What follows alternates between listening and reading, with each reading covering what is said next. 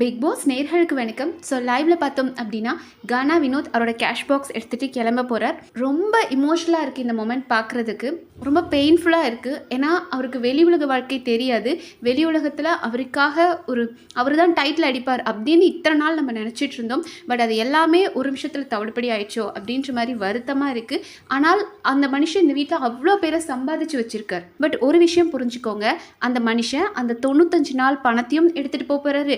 அது போக 18 லட்சம் கிடைக்க போகுது வித் மரியாதை. அது ரொம்ப முக்கியம். இந்த வீட்டில் அவர் போகிறாரு அப்படின்போது அவர் இத்தனை நாள் அவரை எதிரியாக பார்த்த திவாகர் கூட அழுகிறாரு. ஐயோ, நீ இது மாதிரி நான் பண்ணுவேன்னு நான் நினைக்கவே இல்லை, நீ எப்படி டாப்பில் இருக்கிற, நீ போய் இதை எடுக்கலாமா அப்படின்னு சொல்லி அழுகிறார்.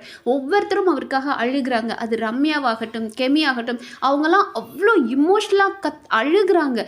ரம்யா, கெமி, பிரவீன்லாம் ஐயோ நீ ஏண்டா எடுத்தேன்னா அவங்களுக்குலாம் தெரியும் நீ தான் டைட்டில் அடிக்க போகிற, நீ போய் எடுத்துட்டே அப்படின்னு அவங்களால தாங்க முடியல.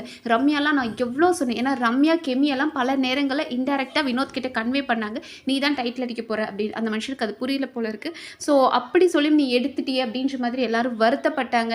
அதுக்கப்புறம் நம்ம ஒரு விஷயத்த அதை சொல்லி அவருக்கு வந்து ஒரு கில்ட் ஃபீல் கொடுக்கக்கூடாது அப்படின்றனால அவரை கன்சல்ட் பண்ணி ஓகே சூப்பர் டெசிஷன், நீ இத்தனை நாள் இருந்திருக்க, சூப்பராக பண்ணியிருக்க அப்படின்ற மாதிரி போயிட்டு இருந்தது. அவங்களுக்கு ஒரு டாஸ்க், இப்போ இதுக்கு முன்னாடி என்ன டாஸ்க் வச்சாங்கன்னா புலம்புனா பணம் அப்படின்ற டாஸ்க் வச்சாங்க. நம்ம அதை அடுத்த வீடியோட டீட்டெயிலாக பார்க்கலாம். ஸோ எல்லாருமே புலம்புனாங்க. லைக் நம்ம சபரி ஒரு 1,05,000 எடுத்துகிட்டு வந்தார். நம்மளோட நம்ம திவ்யா பார்த்தோம் அப்படின்னா 1 லட்ச ரூபாய் எடுத்துகிட்டு வந்தாங்க. கானா வினோத் ஒரு 90,000 எடுத்துகிட்டு வந்தார். ஸோ இப்படி எல்லாருமே பணம் சேர்த்துட்டாங்க.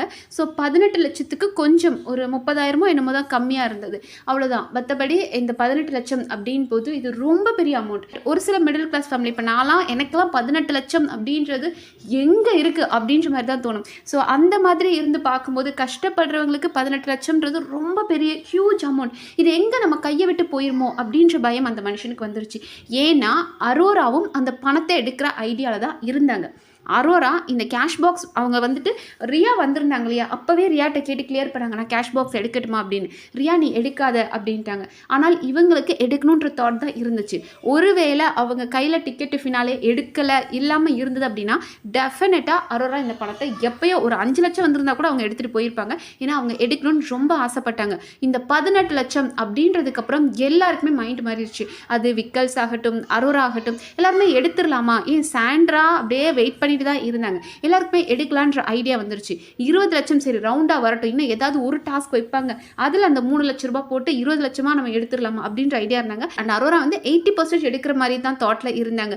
ஒவ்வொருத்தரையும் கூப்பிட்டு தனியாக கேமராவில் வந்துட்டு நம்ம ஃபோட்டோ எடுத்துக்கலாம். அது விக்கல்ஸை தனியாக கூப்பிட்டாங்க, கானா வினோத்தை கூப்பிட்டு ஃபோட்டோ எடுத்துக்கிட்டாங்க. அந்த கேமரா கிட்ட நின்று எதுக்கு அப்படின்னா ஒருவேளை நம்ம எடுத்துகிட்டு போயிட்டோன்னா ஓகே மெமரிஸாக இருக்கட்டும் இந்த ஃபோட்டோஸ்லாம் அப்படின்றதுக்காக. பட் அவங்களுக்கு ரொம்ப ஒரு ஆசோலேஷன், எடுக்கலாமா வேண்டாமா, நம்ம கையில் டிக்கெட்டு ஃபினாலே, நம்ம டிக்கெட்டு ஃபினாலேக்கு அவ்வளோ கஷ்டப்பட்டிருக்கோம், ஹார்ட் ஒர்க் போட்டிருக்கோம், அந்த டிக்கெட்டு ஃபினாலே வச்சுட்டு பணம் எடுக்கலாமா வேண்டாமா. ஆனால் 18 லட்சம்ன்றது எவ்வளோ ஹியூஜ் அமௌண்ட். அவங்க படிக்கணும் அப்படின்றாங்க. ஸோ படிக்கிறதுக்கு இந்த அமௌண்ட் கரெக்டாக இருக்கும். அது போக இத்தனை நாள் கொடுத்த பேமெண்ட் இருக்குது. ஸோ நம்ம எடுத்துடலாமான்ற ஒரு ஐடியாவுக்கு வந்தாங்க. இதுதான் வினோத்தை ஐயோயோ இந்த பணம் விட்டால் அரோரா எடுத்துருவா, நம்ம இவ்வளோ நாள் இவ்வளவோ கஷ்டத்தை பார்த்துட்டோம், இப்போது இந்த பணத்தை பெரிய அமௌண்ட் இதை நம்ம விட்டுறக்கூடாது அப்படின்னு அவருக்கு எண்ணம் வர்றதுக்கு காரணம் எல்லாருமே 20 லட்சம் அப்படின் போது எல்லாருமே அதை எடுக்கலான்ற ஒரு முடிவுக்கு வந்துட்டாங்க. ஒவ்வொருத்தரும் அதை பற்றி ரொம்ப பேச ஆரம்பிச்சுட்டாங்க. அதுலேயும் அரோராலாம் ரொம்ப எடுக்கலான்ற முடிவில் வந்துட்டாங்க. வினோத்துக்கு தெரியாது. அரோரா, விக்கல், சபரி 3 பேரும் உட்காந்து பேசும்போது அரோரா சொல்லிட்டு இருக்காங்க, இப்போது எனக்கு என்னோட பேமெண்ட்டும் இருக்குது, அது போக இந்த அமௌண்ட்டும் இருக்குது அப்படின் போது இது நல்ல ஒரு ஹியூஜ் அமௌண்ட் தானே. ஏன்னா வின்னிங் சான்ஸ் அந்த 50 லட்சம்ன்றது 5 பேரில் ஒருத்தருக்கு தான் கிடைக்க போகுது.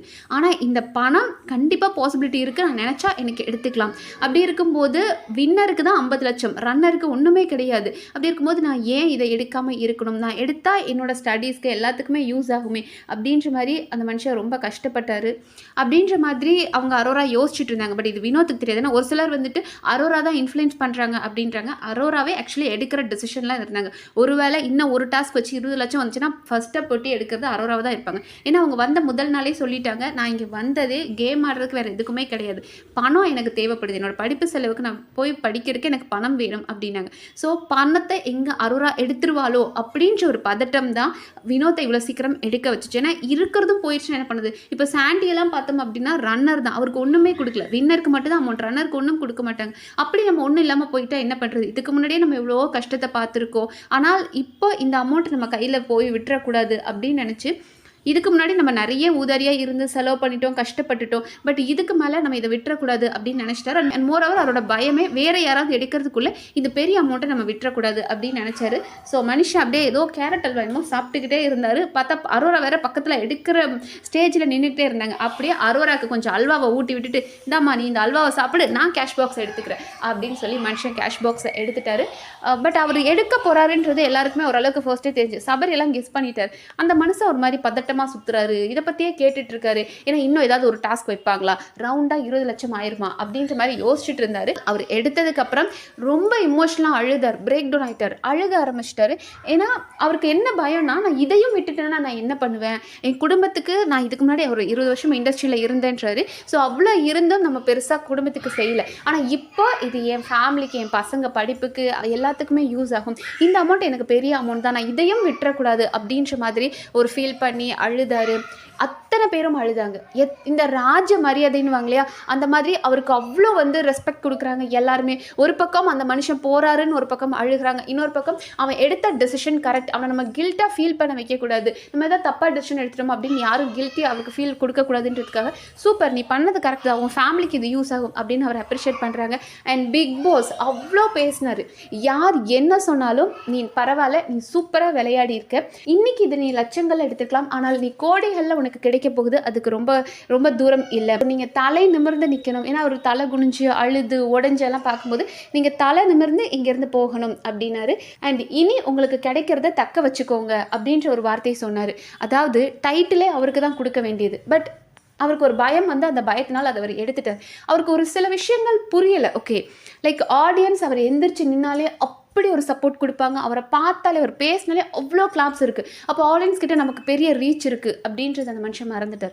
போன வாரம் சேது நான் சொன்னார் இல்லையா, உங்கள் சிம்மாசனத்தை யாரும் பிடிக்க முடியாது, நீங்கள் பயப்படாதீங்க, பதட்டப்படாதீங்க அப்படின்னாங்க இல்லையா, அந்த பதட்டம் தான் அந்த மனுஷன் இந்த பணம் எடுக்க வச்சிச்சு. ஏன்னா அவங்க ஒய்ஃப் பாக்யா வரும்போது நம்ம ஒரு விஷயம் பிளான் பண்ணி வந்தோம், பட் அது பண்ணவே பண்ணாது அப்படின்னு அவங்க ஒய்ஃப் சொல்லியிருந்தாங்க இல்லையா, அதை அவர் கொஞ்சம் கன்சிடர் பண்ணியிருந்திருக்கலாம். பட் எனிவேஸ் அவர் எடுத்த டெசிஷனை அவர் நம்ம கில்ட்டாக ஃபீல் பண்ண வைக்கக்கூடாது. நல்ல டெசிஷன் அந்த மனுஷன் எடுத்தது. ஓகே, அவருக்கு தெரியாது அந்த சிச்சுவேஷனில் அந்த வீடு, அவரோட சூழ்நிலை, இருக்கிறவங்கெல்லாம் பேசுறது அதெல்லாம் அவங்களோட மனசை மாற்றும். நமக்கு டைட்டில் கிடைச்சா ஓகே, டைட்டில் கிடைக்கலனா இந்த பணமும் போயிடும் இல்லையா அப்படின்ற ஒரு பயம் இருக்கும்.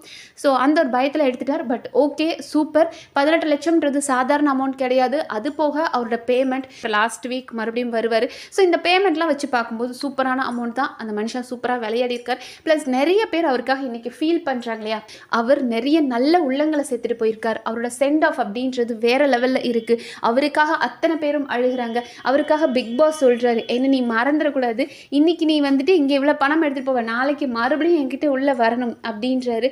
ஸோ இவரும் நான் உங்களை ஏதாவது கஷ்டப்படுத்தியிருந்தா சாரி, எல்லாருக்கிட்டையும் அதை சொன்னார், பிக் பாஸ் கிட்டையும் சொன்னார். அண்ட் உங்கள் வாய்ஸ் தான் பிக் பாஸ் இந்த வீட்டில் எனக்கு எல்லாத்தையுமே கொடுத்தது அப்படின்னாரு. அது உண்மை.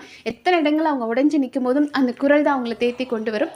இவ்வளோ சீசனில் யாருமே இந்த அமௌண்ட்டை எடுத்தது கிடையாது. 18 லட்சம்ன்றது சாதாரண அமௌண்ட் கிடையாது. பட் ஒரு டைட்டில் வின்னர் அடிக்க வேண்டியவர் இதை எடுத்தாருன்றது மட்டும்தான் சின்ன வருத்தம். பட் எனிவேஸ் அது முடிஞ்சு போச்சு, அதை நம்ம பேச வேண்டாம். கானா வினோத் நீங்கள் நல்லா விளையாடி இருக்கீங்க. உங்களோட கானா பாக்ஸ்லாம் நான் ரொம்ப மிஸ் பண்ணுவேன். ஏன்னா சில நேரங்களில் நைட்லலாம் பார்த்தோம் அப்படின்னா பயங்கர வைபாக இருந்திருக்கு. சின்ன சின்ன மிஸ்டேக்ஸ் வினோத் கிட்டே இருந்திருக்கு. நம்ம எல்லாருமே ஹியூமன்ஸ் தான் இல்லையா, டெஃபினட்டாக சின்ன சின்ன மிஸ்டேக்ஸ் பண்ணுவோம். அந்த மாதிரி தான் வினோத்தும் பண்ணியிருக்கார். அதை தாண்டி அவர் ரொம்ப பேட் அப்படின்ற அளவுக்குலாம் இல்லை. Anyways Gana Vinoth, all the best for your future. And Gana வினோத்துக்கு நீங்கள் என்ன சொல்ல நினைக்கிறீங்கன்றதை கமெண்ட் செக்ஷனில் சொல்லுங்கள். நன்றி.